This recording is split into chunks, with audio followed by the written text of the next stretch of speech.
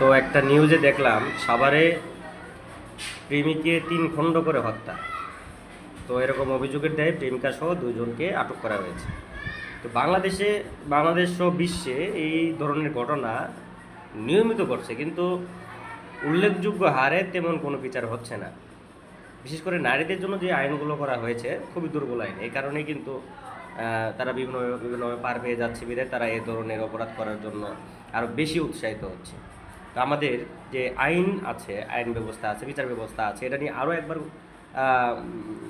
চিন্তা করা দরকার। ফর এক্সাম্পল আমরা দেখেছি মিন্নি, যার কারণে বেশ কয়েকটা সংসার নষ্ট হয়ে গেছে, অনেকগুলো ছেলের জীবন নষ্ট হয়ে গেছে। যদিও আদালত তাকে মৃত্যুদণ্ডের আদেশ দিয়েছে, এখন পর্যন্ত কিন্তু কোনো মৃত্যুদণ্ড কার্যকর করা হয় নাই।